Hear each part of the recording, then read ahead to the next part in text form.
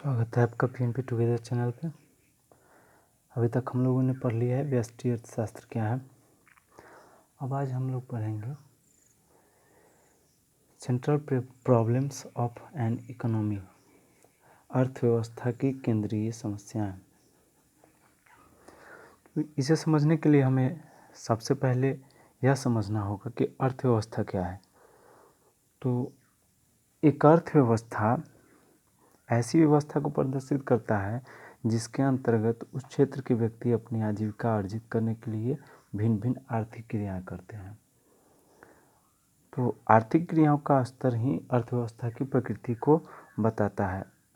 आर्थिक क्रियाओं के स्तर पर ही अर्थव्यवस्थाओं को अल्पविकसित अथवा विकसित श्रेणी में वर्गीकृत किया जाता है। प्रत्येक अर्थव्यवस्था किसी न किसी आर्थिक प्रणाली के अधीन क्रियाओं का संचालन करती है।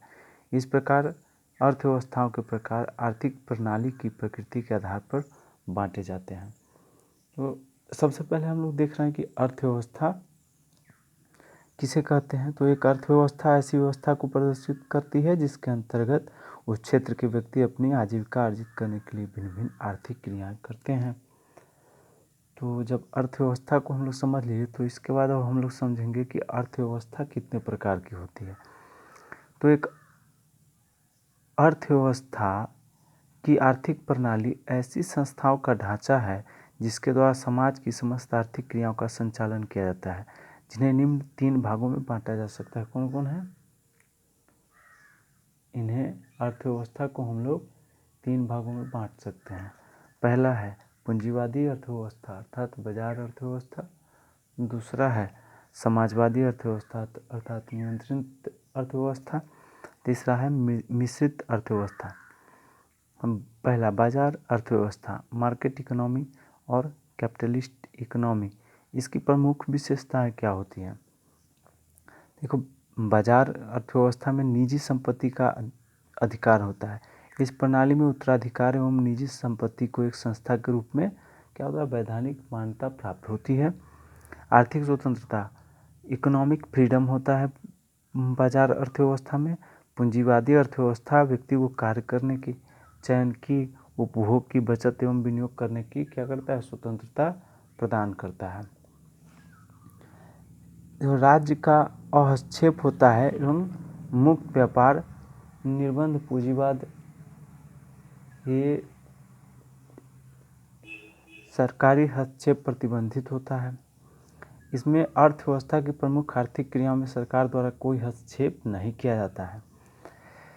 निर्बंध पूंजीवादी प्रणाली खुली अर्थव्यवस्था होती है जिसमें आयात निर्यात पर कोई प्रतिबंध नहीं होता है। प्रतियोगिता, कंपटीशन, पूंजीवादी आर्थिक प्रणाली में प्रतियोगिता की उपस्थिति अनिवार्य होती है। बाजार की शक्तियाँ मांग एवं पूर्ति के मध्य सामंजस्य एवं संतुलन प्रतियोगिता के कारण ही संभव हो पाता है। कीमत संयंत्र, पूंजीवादी आर्थिक प्रणाली में कीमत निर्धारण कीमत संयंत्र की स्वतः प्रक्रिया द्वारा किया जाता है।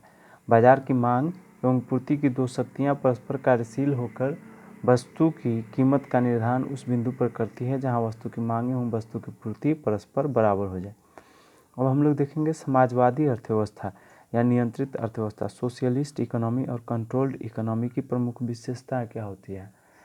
सोशलिस्ट इकोनॉमी की पहली विशेषता है सामाजिक स्वामित्व, सोशल ओनरशिप। समाजवादी अर्थव्यवस्था में उत्पत्ति के साधनों पर समाज का स्वामित्व होता है तथा इन साधनों का प्रयोग व्यक्तिगत लाभ के लिए न होकर सामाजिक लाभ के लिए किया जाता है। इस प्रणाली में निजी संपत्ति, इंडिविजुअल प्रॉपर्टी का कोई स्थान नहीं, यह उपभोग पदार्थों तक ही सीमित होकर रह जाती है। दूसरी, आर्थिक स्वतंत्रता की अनुपस्थिति। समाजवादी आर्थिक प्रणाली में व्यक्तिगत आर्थिक स्वतंत्रता पूर्णतः अनुपस्थित होता है। क्या, व्हाट, कैसे, हाउ एवं कितना, हाउ मच आदि प्रश्नों का समाधान सरकार अथवा केंद्रीय नियोजन संस्था स्वयं समाज की आवश्यकता को ध्यान में रखकर करती है। व्यक्तिगत स्तर पर व्यक्ति को केवल अपनी अर्जित आय को व्यय करने की स्वतंत्रता होती है। तीसरी, कीमत संयंत्र की गौण भूमिका, passive role of price mechanism. पूंजीवाद की भांति समाजवाद में कीमतों का निर्धारण कीमत संयंत्र अर्थात मांग एवं पूर्ति की स्वतंत्र शक्तियों द्वारा नहीं किया जाता, बल्कि सरकार स्वयं अपने अनुभव के आधार पर कीमत निर्धारण करती है।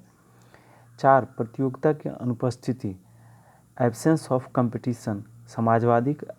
समाजवादी आर्थिक प्रणाली में नियोजन एवं निर्देशन होने के कारण प्रतियोगिता का सामान्यतः अभाव पाया जाता है। अब हम लोग देखेंगे मिश्रित अर्थव्यवस्था, मिक्स्ड इकोनॉमी, इसकी क्या विशेषता होती हैं।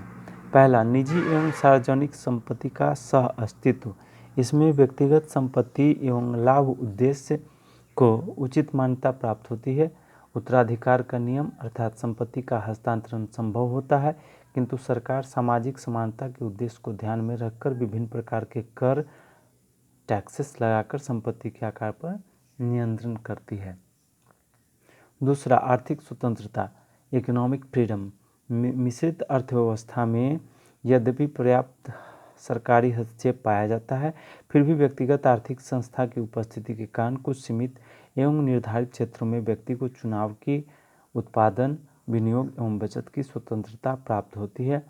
किंतु सरकार व्यक्तिगत आर्थिक संस्था को पूर्णतः अनियंत्रित नहीं छोड़ती, बल्कि अनेक प्रकार के नियंत्रक मापदंड को अपनाती है। 3. कीमत प्रणाली, प्राइस सिस्टम। मिश्रित अर्थव्यवस्था में कीमत प्रणाली एक महत्वपूर्ण भूमिका निभाती है। इस आर्थिक प्रणाली में कीमत संयंत्र एवं लाभ उद्देश्य दोनों मिलकर साधनों के वितरण का निर्धारण करते हैं। पूंजीवाद में लाभ उद्देश्य सर्वोपरि होता है, जबकि समाजवाद में केवल सामाजिक लाभ उद्देश्य की मान्यता को स्वीकार किया जाता है। परंतु मिश्रित अर्थव्यवस्था में लाभ उद्देश्य को सीमा तक स्वतंत्र कार्य करने दिया जाता है, जब तक सामाजिक कल्याण के उद्देश्य पर उसका प्रतिकूल प्रभाव न पड़े। 4. सीमित प्रतियोगिता, लिमिटेड कंपटीशन। मिश्रित अर्थव्यवस्था में निजी एवं सार्वजनिक क्षेत्रों का सह अस्तित्व होने के कारण कुछ सीमा तक प्रतियोगिता देखने को मिलती है, किंतु मिश्रित अर्थव्यवस्था की प्रतियोगिता पूंजीवादी आर्थिक प्रणाली की उपयोगिता की तुलना में अत्यंत सीमित होती है, जिसके कारण आर्थिक विकास की क्रियाएं हतोत्साहित नहीं हो पाती है।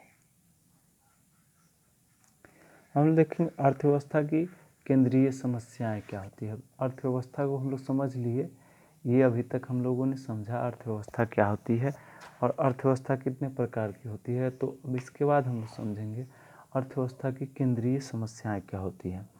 वह अर्थव्यवस्था की 3 मौलिक समस्याएं होती हैं। पहला, क्या उत्पादन किया जाए तथा कितनी मात्रा में किया जाए। दूसरा, उत्पादन कैसे किया जाए। तीसरा, उत्पादन किसके लिए किया जाए। तो अर्थव्यवस्था की पहली केंद्रीय समस्या का संबंध चयन की समस्या से है कि क्या उत्पादन किया जाए तथा कितनी मात्रा में उत्पादन किया जाए। इसका संबंध क्या है, चयन की समस्या से संबंध है। प्रत्येक अर्थव्यवस्था को सबसे पहली समस्या, प्रत्येक अर्थव्यवस्था को ही तय करना पड़ता है कि हमें क्या क्या उत्पादन किया जाए। तो ये चयन की समस्या है। तो प्रत्येक अर्थव्यवस्था की सबसे पहली समस्या यह है कि कौन सी वस्तुओं और सेवाओं का उत्पादन किया जाए जिससे व्यक्तियों की अधिकतम आवश्यकताओं को पूरा किया जा सके। साधनों की सीमितता एवं उनके वैकल्पिक प्रयोग के कारण प्रत्येक अर्थव्यवस्था को यह चुनाव करना पड़ता है कि किन आवश्यकताओं को संतुष्ट किया जाए और किन आवश्यकताओं को छोड़ा जाए। क्या उत्पादन किया जाए, इस प्रश्न के समाधान के लिए हमारे सामने उत्पादन संबंधी अनेक विकल्प आते हैं। पहला विकल्प आता है कि उपभोक्ता वस्तु जैसे गेहूं, कपड़ा आदि का, या पूंजीगत वस्तु जैसे मशीन, औजार, ट्रैक्टर आदि का उत्पादन किया जाए। दूसरा विकल्प आता है कि आवश्यकता वस्तु जैसे रोटी, कपड़ा और मकान का, या विलासिता वस्तु जैसे कार, आभूषण आदि का उत्पादन किया जाए। तीसरा विकल्प आता है निजी वस्तु जैसे मकान, स्कूटर, फैक्ट्री आदि का, या सार्वजनिक वस्तु जैसे स्कूल, अस्पताल, पार्क, सड़क आदि का उत्पादन किया जाए।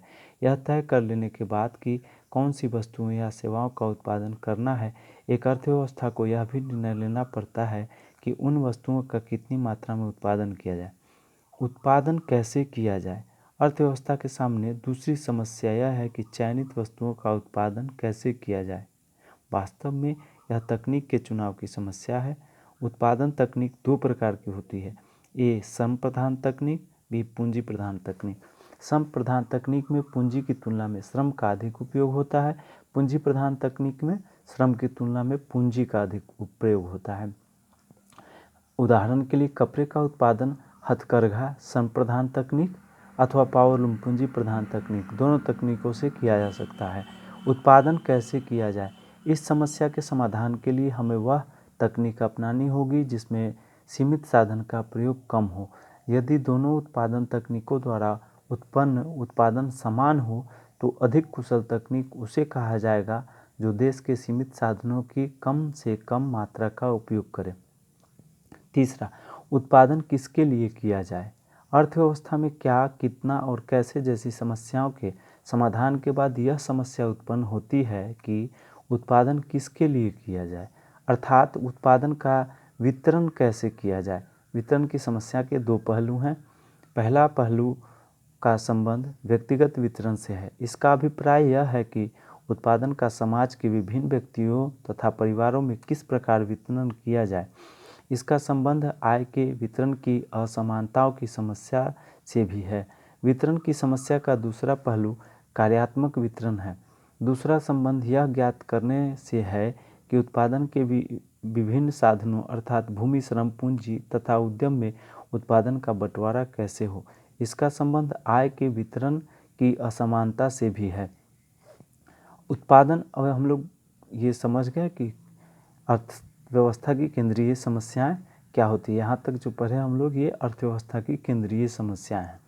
और हम लोग इसके आगे पढ़ेंगे उत्पादन संभावना वक्र। वस्तुएं एवं सेवाओं के ऐसे सभी संभव संयोगों को प्रदर्शित करता है जिन्हें अर्थव्यवस्था में उपलब्ध संसाधनों एवं तकनीकी ज्ञान के साथ उत्पादित किया जा सकता है। उत्पादन संभावना वक्र क्या करता है? उत्पादन संभावना वक्र वस्तुओं एवं सेवाओं के ऐसे सभी संभव संयोगों को प्रदर्शित करता है जिन्हें अर्थव्यवस्था में उपलब्ध संसाधनों एवं तकनीकी ज्ञान के साथ उत्पादित किया जा सकता है। उत्पादन संभावना वक्र की दो प्रमुख विशेषताएं हैं। पहला, उत्पादन संभावना वक्र बाएं से दाएं नीचे की ओर गिरता है। दूसरा, उत्पादन संभावना वक्र मूल बिंदु की ओर नतोदर होती है। उत्पादन संभावना वक्र का निर्माण दो आधारभूत मान्यताओं के आधार पर किया जाता है। पहला, दिए गए संसाधनों का पूर्णतः एवं पूर्ण क्षमता के साथ प्रयोग हो रहा है। दूसरा, पूरी उत्पादन प्रक्रिया के दौरान तकनीक स्थिर रहती है। उत्पादन संभावना वक्र का रेखीय प्रदर्शन आप लोग को मैं